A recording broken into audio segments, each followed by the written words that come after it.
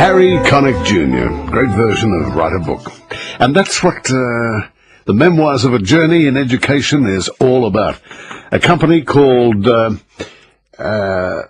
Memoirs Foundation, set up by Arnold Bonnet, who's a director of this company, looks out on various internet facilities and archival records about how you set up your family history. Yes.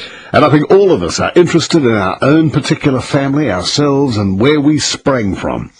And you'll often hear members of the family saying, "Oh, I'm trying to do a family tree." It doesn't happen most of the time, does it? It'd be great to have a chronicle, wouldn't it? It would be great to have it, yes. And this is what this company, Memoirs Foundation, is all about. Mm-hmm. I'm going to talk to the gentleman in question, Arnold, in a moment, about how they go about doing it. But I think all of us would love to have some sort of detail of our background. We can go back to our great grandparents, can't we? Mm-hmm. Yes, with photos and records. Yes, and genealogy. Yeah, that's about the extent, isn't it? But beyond that is a big fog, a big mist, isn't it? Yes, it'd be lovely to trace the family history. Now, Arnold Bonnet is the director of one of the directors of Memoirs Foundation. Hello, Arnold. Hi, how are you? This is just a great idea. Now, let's set up a scenario that you're coming out to visit us, and we want to do a family tree or a family history. I've got, however, to make a distinction between what you're saying. We're not historians, you know. We don't go back into your family history 3 or 4 generations. We want to know your story. Mm-hmm. And of course, in your story, you're going to talk about your parents and your grandparents, etc. Yes. But your story is not exactly an autobiography. You're telling us a story of your life. What's happened in your life? What's happening in your life? You know, rather than the memoirs tended by politicians or other people, military leaders, or businessmen, stars, etc. We're talking about ordinary people who say, "Hi, I'm going to go somewhere one of these days. I better leave my story behind." Do you also videotape these memories? Yes, we do both. We do the books, which we do in 2 ways. Either you've written something already, or you haven't written a single word and would like to publish your memoirs. Yeah. And so we interview you. We have very skilled interviewers who come and see you and say, "All right, let's sit down. What do you want to talk about?" And so we plan the book. We go back to the office. We study what you want to talk about, and then we come back to you and say, "Fine, let's sit down." And in a session, let's say, of 6 hours, you get 120 pages of book. Yes. Of your own story, of course. And you obviously contribute photos as well? Absolutely. We add the photos. We usually encourage people to have 25 plus photos. Usually they gave us photographs of when they were kids and the school they went to, and then the sweetheart they met, and the marriage, the children they had, etc. So it's really a story of the guy, of the lady, and her family. Where did the idea come from, Arnold? Well, we were educational publishing, and we still are educational publishers. We publish educational journals.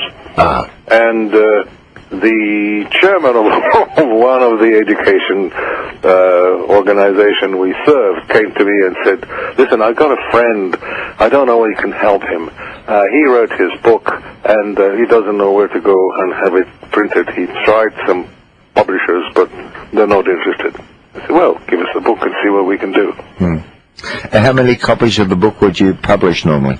Well, that depends. We're dealing with ordinary people who want maybe 25 to 50 books for the family. Although we've done more than that for other people. But normally it's about 25 to 50 books. And they are proper books. If you look at our website, Memoirs Foundation. I don't want to do a commercial for you, but at least people can go and have a look. What's the cost involved, Arnold? Yeah. How long is a piece of string? Well, give us an example if I want 25 copies of my book. Okay, the book, the printing of the book is the cheapest part of the whole thing. It is sitting with you while you tell the story, recording it, transcribing it into a dialect, if you like, and then editing it into a book without any questions or answers, just follow it.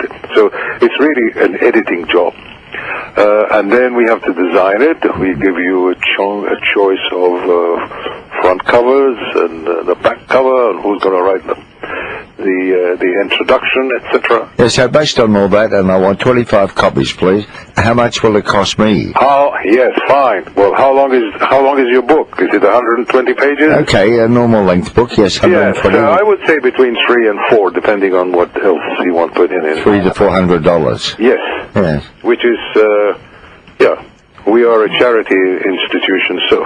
No, that's very reasonable. Yes, it is. Yeah. Yes, it is. Have you ever found out anything interesting about someone from their memoirs, something you'd like to share with us? Sorry, I didn't hear that. You know, when you interview these people, have you ever discovered something fascinating about one of them? Everyone is fascinating. Every story is a completely different affair than the one we did before. Yeah. Do you use any archive material, say, from other sources? No, not really. Not really. Unless the client says, listen, I want to talk about my great-grandfather, and he arrived on this ship, and I can't remember the name of the ship, but it arrived here. So then we do some research. Yeah. But usually we're talking about memoirs rather than autobiography, right? It's the difference between the two. I think it's a great idea. Yeah, very original, Arnold. I think it's marvellous. Well, it started with one book we did for a friend of ours, and then we said, why don't we do it for other people? We started 5 years ago, and we've published more than 100 now, 100 stories. Right, it's marvellous. I'm going to give you the website of Memoirs Foundation, www.memoirsfoundation.org.au. Yeah. Yep, you'll find everything there. I suppose some of the titles of these memoirs are quite interesting too, and quite colourful, are they?